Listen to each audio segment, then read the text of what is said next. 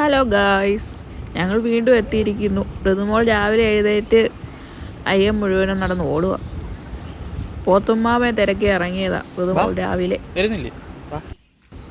അപ്പൂപ്പനും മാമനും ഋതുമോളൂടെ പോത്തും കുട്ടിയുടെ പുറകെ പോവുക.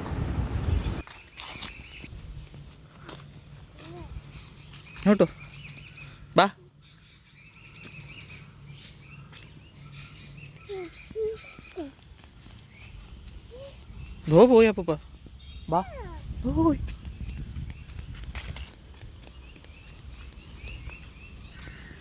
നേരെ പോയി അങ്ങ് പോയി.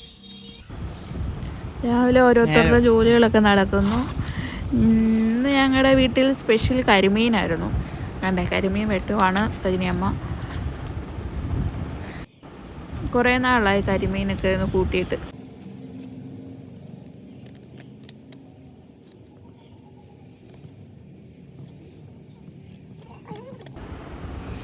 കരിമീൻ അങ്ങനെ അടുപ്പത്ത് കയറിയിരിക്കുകയാണ്. മാങ്ങയിട്ട കരിമീൻ വെച്ചത്. കരിമീൻ കറി ഇന്നിപ്പോൾ മാങ്ങയിൽ കിടന്ന് വെന്ത് ആവിയിൽ പറക്കുന്നു. അങ്ങനെ ഒരു റൗണ്ടൊക്കെ കഴിഞ്ഞ് വീണ്ടും ഋതുക്കുട്ടി പുറത്തേക്ക് ഇറങ്ങി പോത്തുമ്മാമയെ അഴിക്കാൻ പോവുകയാണ്. അപ്പൂപ്പനും മോളൂടെ പോത്തുമ്മാമയെ അഴിച്ചുകൊണ്ട് വരുന്നു. പോത്തുമ്മാമ വന്നപ്പോഴത്തേക്ക് ഋതുക്കുട്ടി പേടിച്ചോടുക.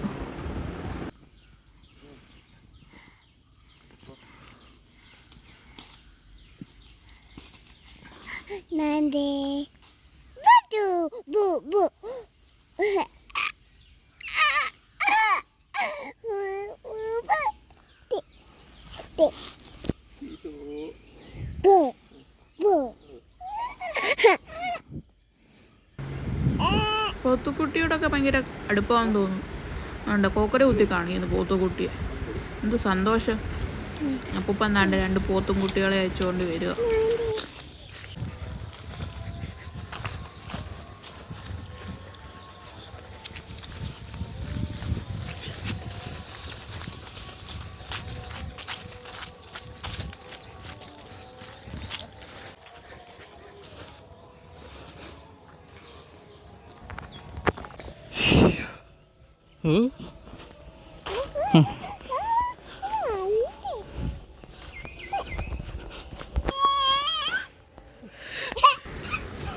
അങ്ങനെ അപ്പൂപ്പനും മോളും മാമനൂടെ പോത്തിനെ അഴിച്ചുകൊണ്ട് വരുന്നു. ഇനി പോത്തിന് പാപ്പം കൊടുക്കലും കുളിപ്പീരും ഒക്കെ ആയിട്ട് അപ്പൂപ്പൻ്റെ ജോലി നടത്തുകയാണ്. ഋതുമോൾ അവിടെ നിന്ന് ഭരണം നടത്തുകയും കോക്കറി കുത്തുകയും മിമിക്രി കാണിക്കുകയോ എന്തൊക്കെയൊക്കെ കാണിക്കുന്നുണ്ട്.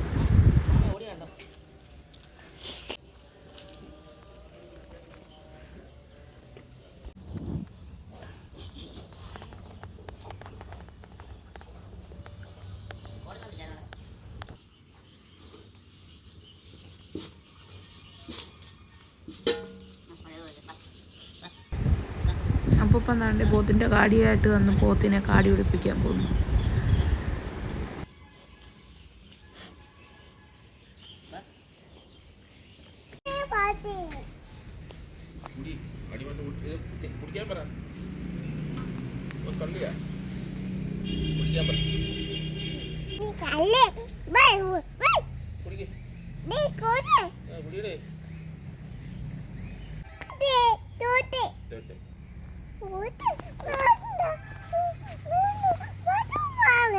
പറ്റുവിൻ്റെ വായി കഴിയിട്ട് നോക്കട്ടെ. പറഞ്ഞേടാ പഞ്ഞു നോക്കട്ടെ.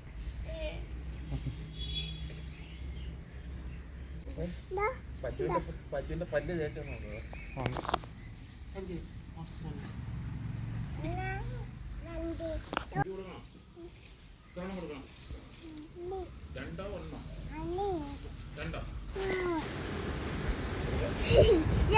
പോത്തിന് കാടിയൊക്കെ കൊടുത്തിട്ട് ഇനി ഋതുമോള് ഉപ്പനോടെ പോത്തിനെ കുളിപ്പിക്കുകയാണ്. 2 പോത്തും കുട്ടികളെ ഉപ്പൻ കുളിപ്പിച്ചെടുക്കുന്നു. ഋതുമോള് മറ്റേ പോത്തിൻ്റെ അടുത്ത് പറയുന്നു, മിണ്ടായിരിക്കടാന്ന്.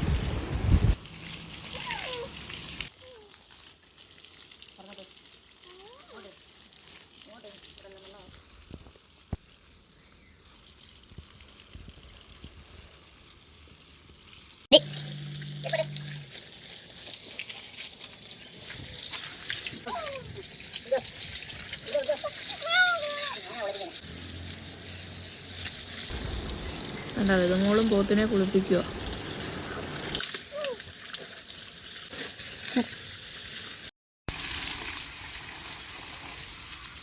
തിരിച്ച് കണ്ടിലോട്ടുള്ള ആക്കി വെച്ചേര് കേട്ടോ.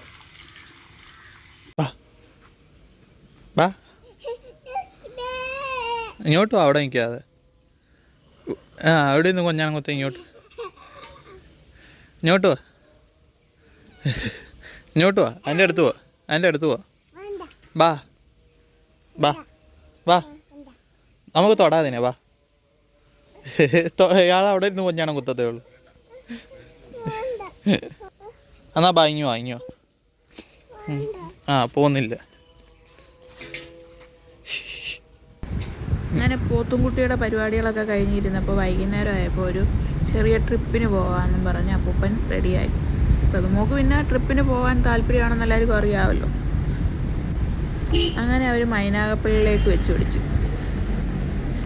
തേവലക്കര റൂട്ടിൽ കൂടെ ആണല്ലോ നമ്മൾ മൈനാഗപ്പള്ളി പോകുന്നത്. അവിടെ കൊച്ചു കൊച്ചു ക്രിസ്ത്യൻ പള്ളികളും വയലേരിയകളും ഇതാണ് മൈനാഗപ്പള്ളി പാടം. മനോഹരമായ പാടം കണ്ടില്ലേ എല്ലാവരും. ഇവിടെ തന്നെ വലിയൊരു മഹാദേവ ക്ഷേത്രമുണ്ട്. അതാണ്ടേ, ഇതാണ് മൈനാഗപ്പള്ളി മഹാദേവ വെട്ടിക്കാട്ട് ക്ഷേത്രം. ഈ ക്ഷേത്രം കഴിഞ്ഞ് നമ്മൾ ഒരു റെയിൽവേ ക്രോസ് കഴിഞ്ഞാണ് നമ്മൾ വല്യച്ഛൻ്റെ വീട്ടിലോട്ട് പോകുന്നത്. മൈനാഗപ്പള്ളി റെയിൽവേ ക്രോസ് കടന്നാണ് നമ്മൾ വല്യച്ഛൻ്റെ വീട്ടിലോട്ട് പോകുന്നത്. നമ്മുടെ മൈനാഗപ്പള്ളി മെയിൻ ജംഗ്ഷനാണ്.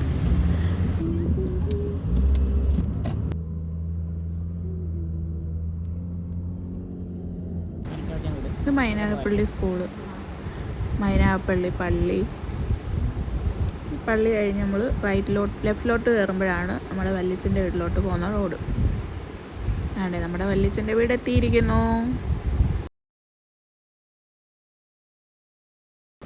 അങ്ങനെ അവിടെ എത്തിക്കഴിഞ്ഞപ്പോഴത്തേ വല്യച്ഛൻ മാത്രമേ ഉള്ളൂ. വല്യമ്മച്ചി പുറത്തോട്ട് എവിടെ പോയിരിക്കുകയായിരുന്നു. അങ്ങനെ ഋതുമോളും അമ്മയും കൂടി അവിടെ ഒന്ന് റൗണ്ട് അടിക്കാൻ വേണ്ടി പോവുകയാണ്. അവിടുത്തെ വല്യച്ഛൻ്റെ മോന് ചെറിയ ചെറിയ കൃഷികളൊക്കെ ഉണ്ട്. ചെടിയോടൊക്കെ ഇച്ചിരി പ്രാന്തുള്ളവനാണ്. ആണ്ടേ, കുറേ പച്ചപ്പുകൾ കാണുന്നുണ്ടല്ലേ. ഇതാണ് നമ്മുടെ വല്യച്ഛൻ.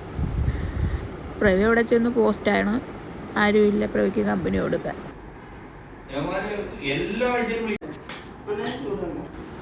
വല്യമ്മച്ചി കുറയ്ക്കാൻ വേണ്ടി സാധനങ്ങളൊക്കെ കൊണ്ട് വെക്കുന്നു.